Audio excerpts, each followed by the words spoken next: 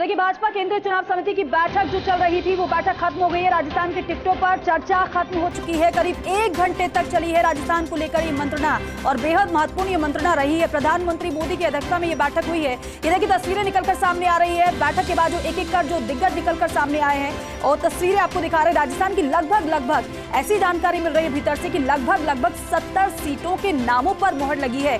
41 नामों को पहले से ही भारतीय जनता पार्टी क्लियर कर चुकी है, लेकिन अब दूसरी सूची का भी काउंटडाउन जारी है। आज जो बैठक हुई है सीईसी की वो बेहद महत्वपूर्ण इसलिए है क्योंकि राजस्थान की लगभग 70 सीटों के नामों पर मोहर लगी है इस बैठक में। ऐश्वर्या प्रधान मेरे सहयोगी हमारे साथ जुड़ रहे हैं। ऐश्वर्या, क्योंकि बेहद महत्वपूर्ण ये चर्चा, बेहद महत्वपूर्ण ये मंत्रणा, ऐसी जानकारी है कि राजस्थान की लगभग 70 सीटों के नामों पर मोहर लग गई है। क्या अभी और जानकारी हमारे पास इससे रिलेटेड? देखिए, लगभग वही 70 नाम है जो फर्स्ट इंडिया लगातार चला भी रहा है और जानकारी भी दुरुस्त कर रहा है कि लगभग 70 नाम है। 70 नामों में प्लस माइनस 2-4 नाम हमेशा होते हैं और हो भी सकते हैं, माइनस भी किए जा सकते हैं और प्लस भी किए जा सकते हैं। हालांकि इंतजार अभी कांग्रेस की सूची का है। जो कांग्रेस की सूची आएगी उसके बाद प्लस माइनस का खेल हो सकता है, क्योंकि कांग्रेस की सूची के बाद भारतीय जनता पार्टी अपनी रणनीति भी बदल सकती है। यहां पर आज जो प्रधानमंत्री मोदी के सामने जाने से पूर्व बैठक हुई थी उसमें अपनी रणनीति में कुछ परिवर्तन भी किया है। सबसे महत्वपूर्ण खबर यह है कि 41 जो नामों की सूची आई थी उस सूची के जरिए कुछ सीख भारतीय जनता पार्टी ने ली है। तो ऐसे में जो नाम है वो बहुत ज्यादा चौंकाने वाले इस लिस्ट में संभवतया नहीं आएंगे, क्योंकि इसमें विधायकों की फहरिस्त ज्यादा है, विधायकों की संख्या ज्यादा है और उसके अलावा ऐसे विधायकों के ही टिकट कटे हैं जो या तो चुनाव लड़ना नहीं चाहते या उन्हें विशेष रुचि नहीं है, या फिर जो निष्क्रिय रहना चाहते हैं, संगठन में अपना ज्यादा समय देना चाहते हैं, या फिर ऐसे विधायक जिनकी उम्र जो है उनका साथ नहीं दे रही है। तो वहीं दूसरी तरफ एक और महत्वपूर्ण बात यह है कि कुछ सीटें ऐसी हैं जिन्हें अभी होल्ड पर रख दिया गया है। मिसाल के तौर पर जयपुर शहर को फिलहाल होल्ड पर रख दिया गया है। हालांकि 1 या 2 नाम आ भी सकने की संभावना है, लेकिन बहुत नगण्य है। उदयपुर को लगभग होल्ड पर रखा है। कोटा और बूंदी यहां की 2 या 3 सीट आ सकती है हद मार के, इससे ज्यादा सीटें फिलहाल नहीं आएगी और हो सकता है कोटा का कोई भी नाम फिलहाल नहीं आए।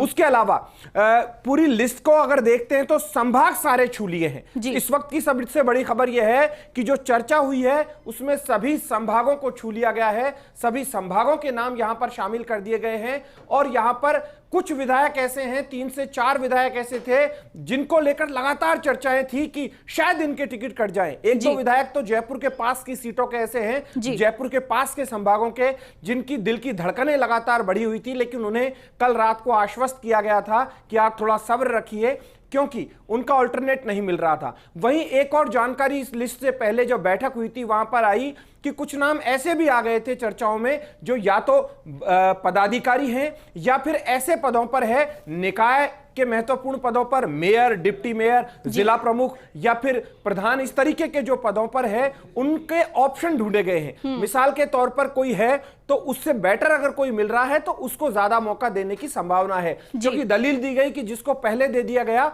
उसको वापस से तुरंत क्यों दिया जाए। उसके अलावा यहां पर जो प्योरली सीटें ऐसी मानी जाती है जो कि संघ की सीट या संघ की कहें तो पार्टी के विचार परिवार की सीट, कि किसी को भी उतार दीजिए आराम से जीत हासिल हो जाएगी। तो ऐसी सीटों पर विशेष रूप से विचार किया गया है। यही कारण था कि जब समन्वय बैठक हुई थी और प्रहलाद जोशी जोधपुर और उदयपुर गए थे, उसके अलावा भी प्रहलाद जोशी ने विचार परिवार के प्रमुख लोगों के साथ जब चर्चा की थी तो कुछ चीजें क्लियर कर ली थी, जिससे कि किसी तरीके का कंफ्यूजन ना हो। क्योंकि जब 41 की सूची आई थी तो एक नाम ऐसा था जिसे लेकर सबसे ज्यादा चर्चाएं थी कि वो टिकट ले जाएंगे, लेकिन जब उनका टिकट कटा तो विचार परिवार के लोग भी संशय में आ गए, विस्मय में आ गए कि यह अचानक कैसे हुआ। हालांकि बाद में उसको लेकर दलील दी गई, बातचीत हो गई। हालांकि वो नाम इस अगली सूची में आने की एक थोड़ी सी संभावना जरूर है। मैं यहां पर नाम अभी फिलहाल नहीं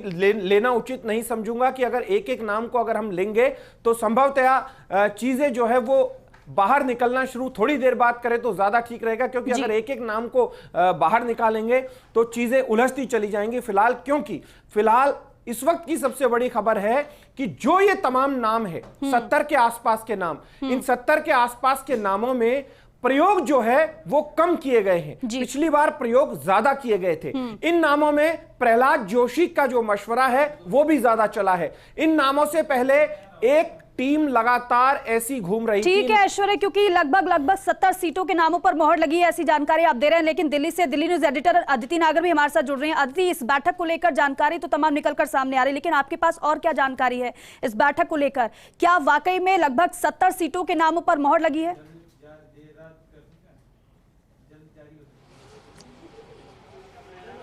79 के आसपास कहा जा सकता है, 2-4 ऊपर नीचे 79 सीट्स, यानी कि ऐसा बताया जा रहा है।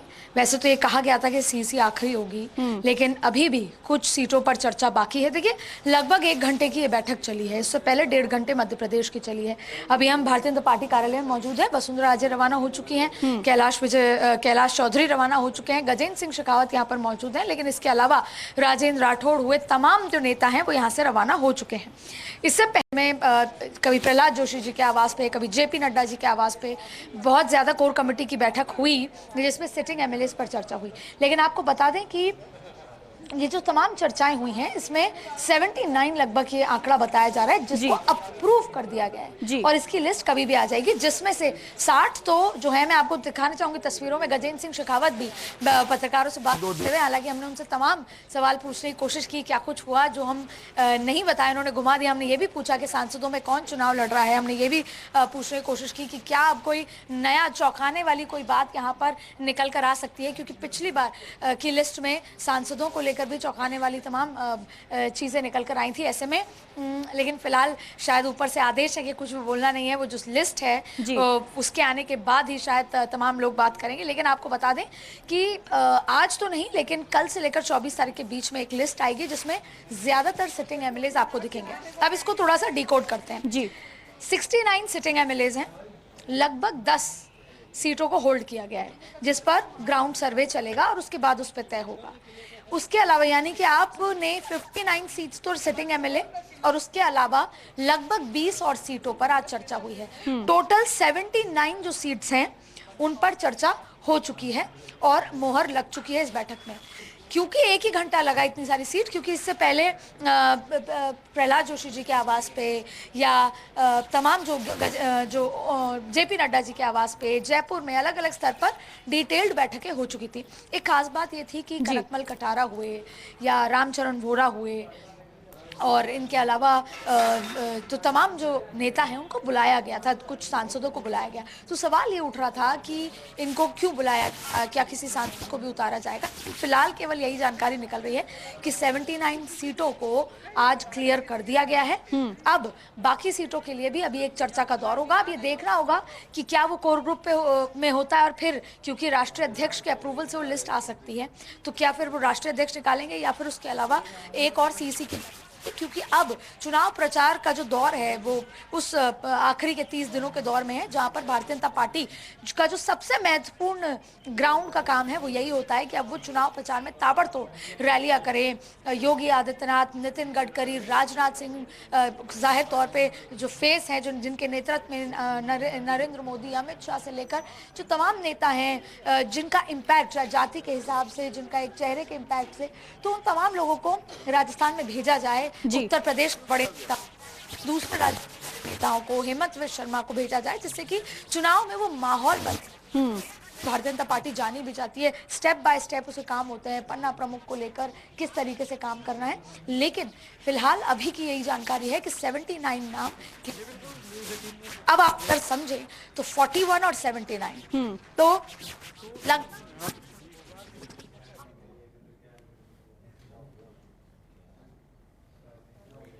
बिल्कुल बेहद महत्वपूर्ण जानकारी अदिति नागर दे रही है दिल्ली से कि 79 नामों पर मोहर लगी है यहां पर, और एक के बाद एक ये कैलाश चौधरी को आप देख रहे हैं। इसके बाद आपने देखा गजेंद्र सिंह शेखावत, वो भी बैठक से बाहर निकले और यहां पर मंथन हो चुका है। कुल मिलाकर 79 सीटों पर ऐसा माना जा रहा है कि प्रत्याशियों के नामों पर मोहर लगाई जा चुकी है।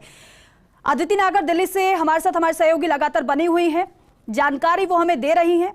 और साथ ही साथ क्योंकि बेहद महत्वपूर्ण है, 41 नामों के बाद दूसरी सूची का इंतजार किया जा रहा है भारतीय जनता पार्टी के, लेकिन यह भी जिस तरीके से सहयोगी बता रहे हैं कि प्रयोग ज्यादा भारतीय जनता पार्टी ने दूसरी सूची को लेकर नहीं किया है। दिल्ली न्यूज एडिटर अदिति नागर हमारे साथ लगातार बनी हुई। अदिति, आपने एक बात कही कि 79 सीटों पर प्रत्याशियों के नामों पर मोहर लग गई है। सवाल यह है कि भारतीय जनता पार्टी की तरफ से लगातार ये कहा जाता रहा है कि जब हमारी सीसी की बैठक होती है तो हम ज्यादा इंतजार नहीं करवाते हैं, सूची तुरंत जारी कर देते हैं, तो फिर आज सूची क्यों नहीं जारी हो रही है?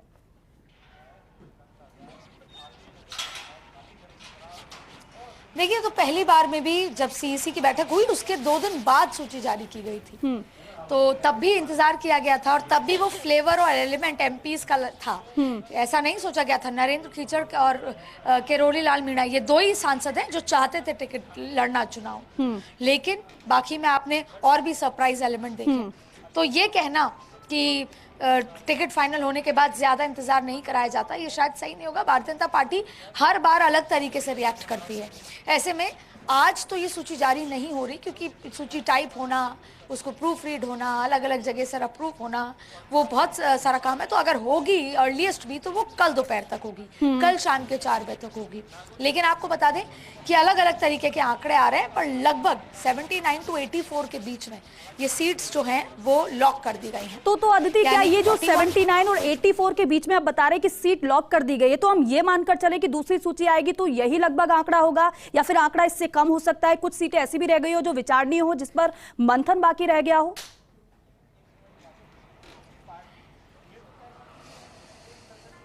एक बार एक ऐसी सूची जारी करना चाहती है जो उनकी रणनीति के लिहाज से कि जो 41 सीटों के बाद माहौल बना विरोध का, खींचतान का, इनसिक्योरिटी का, उसको शांत किया जाए।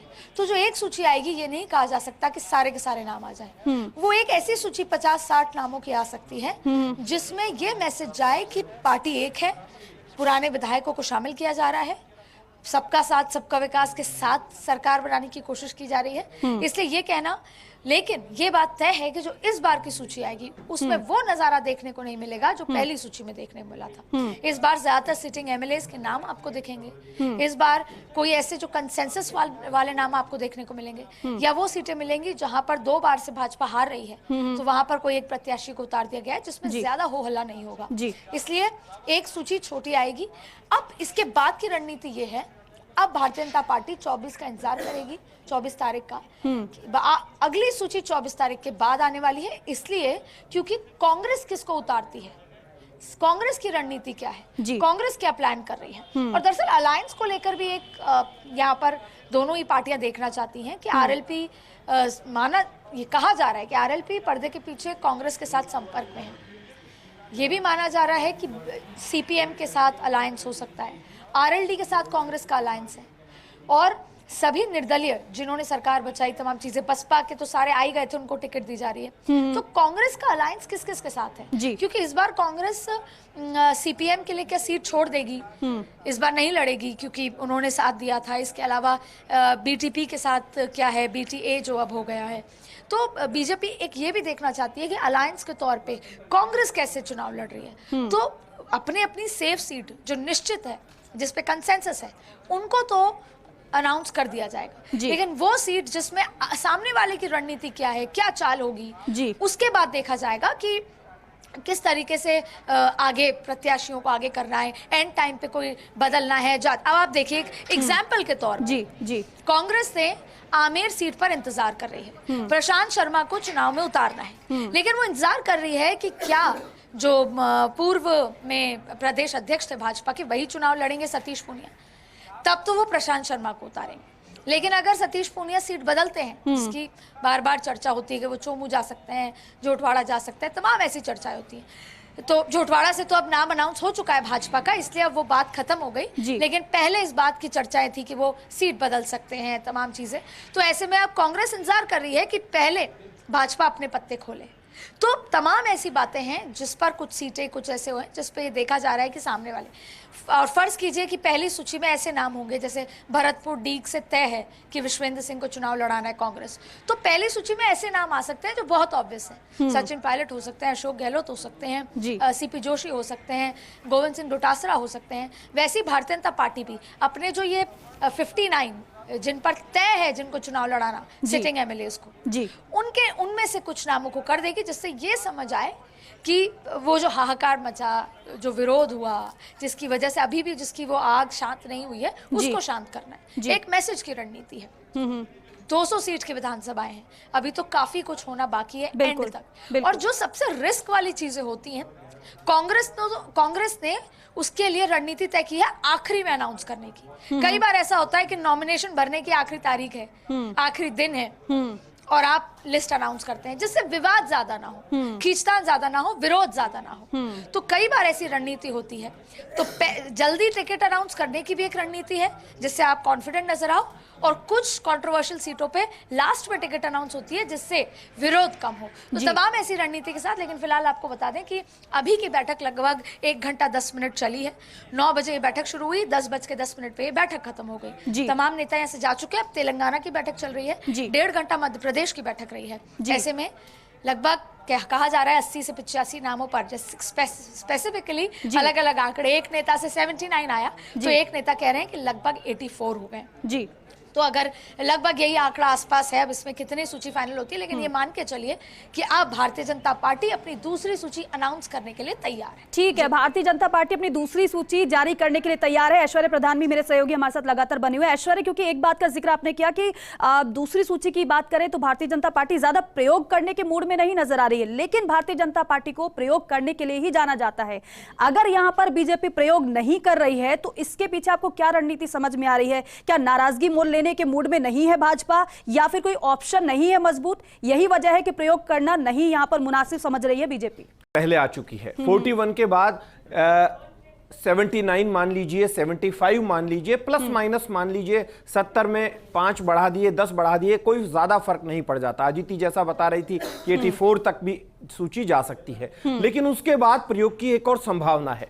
बीच की मिड सूची है, इस मिड सूची में विधायक जो हैं, विधायकों पर फोकस किया जाएगा, क्योंकि भारतीय जनता पार्टी के विधायक हैं, उन विधायकों को तो टिकट देना है, ज्यादातर विधायकों को टिकट मिलना है, लेकिन कुछ चीजें ऐसी है जिन्हें लेकर संशय है। मिसाल के तौर पर कैलाश मेघवाल है, उनकी उम्र बहुत ज्यादा इस वक्त हो गई है। सूर्यकांता व्यास, उनकी उम्र बहुत ज्यादा हो गई है। मोहन राम चौधरी के लिए कहा जाता है कि वो जो हैं वो बहुत ज्यादा रुचि नहीं रखते इस बार चुनाव लड़ने में। धर्मनारायण जोशी मावली को लेकर जोड़ा जा रहा है कि धर्मनारायण जोशी भी बहुत ज्यादा आश्वस्त नहीं है, या बहुत ज्यादा चक्कर नहीं काट रहे, या कहा जा सकता है कि यदि उनका टिकट कट भी जाता है तो वो दूसरी जिम्मेदारी के लिए भी तैयार है, ऐसा कहा जा रहा है। वहीं 3 विधायक ऐसे हैं, कुल 4 थे जो बाड़ेबंदी के दौरान नदारद हुए थे, जिनमें से गौतम लाल धरियावत है, उनका निधन हो चुका है। उनके अलावा हरिंदर निनामा है, कैलाश मीणा है और गोपीचंद आसपुर है। ये 3 विधायक ऐसे हैं, इन तीनों विधायकों पर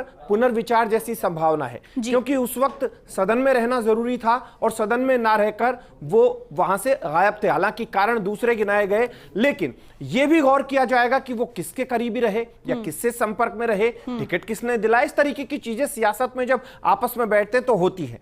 उसके अलावा कुछ विधायक हैं जिनके मैं यहां नाम नहीं लेना चाहूंगा, लेकिन अगर हम देखें तो अजमेर संभाग के हैं, उसके अलावा अजमेर संभाग के अलावा मेवाड़ संभाग के हैं, मेवाड़ क्षेत्र के हैं। मेवाड़ क्षेत्र के अलावा अगर जोड़कर देखें तो जोधपुर क्षेत्र के हैं। ऐसे कुछ एक विधायक हैं जिन विधायकों को होल्ड पर भी माना जा सकता है या टिकट कटना भी माना जा सकता है। जयपुर शहर की अगर हम बात करते हैं तो जयपुर शहर में एक नाम, 2 नाम ऐसे थे जिन्हें लेकर सर्वाधिक चर्चा थी कि भाई इनका तो टिकट कट जाएगा, हर कोई चर्चा करता था। और इवन स्थितियां ये हो गई थी कि पार्षद भी पोस्टर लगा रहा है, बैनर लगा रहा है, पार्षद नहीं मोहल्ले का एक छोटा सा नेता है, वो भी लोकप्रिय नेता लिखवा दिया खुद को और अपने आप को बड़ा नेता साबित करा के और पोस्टर लगा के और बन गए साहब एमएलए।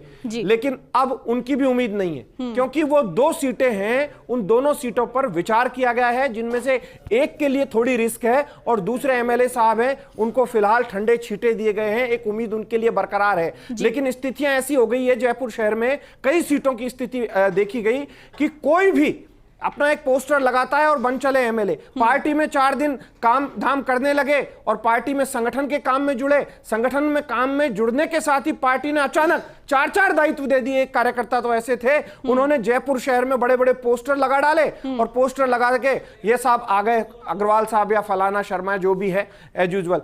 तो इस तरीके के नाम है, तो पार्टी उन नामों को भी जानती है। एक और सबसे गहन जानकारी मैं दे दूं, सबसे इंपॉर्टेंट, जो अभी थोड़ी देर बाद हमारी टीवी स्क्रीन पर भी चलेगी, वो जानकारी ये कि जब 41 की सूची आई थी, तो 41 की सूची आने के बाद एक टीम ऐसी थी जो लगातार अमित शाह को गुप्त रूप से सूचनाएं भेज रही थी और भारतीय जनता पार्टी प्रदेश कार्यालय से लेकर नेताओं के मूवमेंट और मूवमेंट से लेकर पूरे राजस्थान की स्थितियों को लेकर एक सामान्य कार्यकर्ता के लिहाज से आला कमान तक सूचना जा रही थी। तो उन्होंने जो अपनी रिपोर्ट दी है, उस रिपोर्ट के आधार पर भी यहां पर फिलहाल इस वाली जो लिस्ट में ज्यादा प्रयोग करने की कम संभावना इसलिए बन जाती है कि ज्यादातर तो विधायक है। उसके अलावा कुछ सीटें ऐसी हैं जिन पर प्रयोग किया जा सकता है। यदि शाहपुरा विराटनगर के नाम आते हैं तो उन पर प्रयोग संभव है। यदि दूसरी तरफ आप चले जाइए कि कुछ ऐसे भी नाम है जिन्हें लेकर, जैसे हारे हुए विधायक हैं जो पिछली बार हार गए थे लेकिन उनका कद है,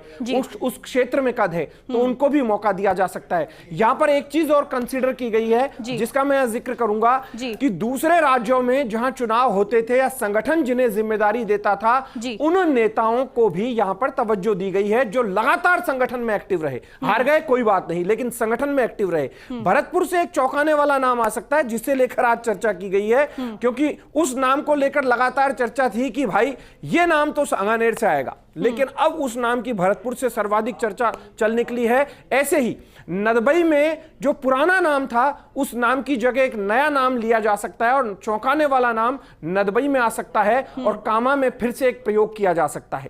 फिर हम दूसरी, हालांकि कामा में एक नौक्सम चौधरी की चर्चाएं बड़ी जोरों पर थी, लेकिन फिलहाल ऐसी चर्चा की संभावना मुझे कम लग रही है, क्योंकि वहां पर एक एस्टैब्लिश नाम है, स्थापित नाम है, उसको लाए जाने की तैयारी चल रही है।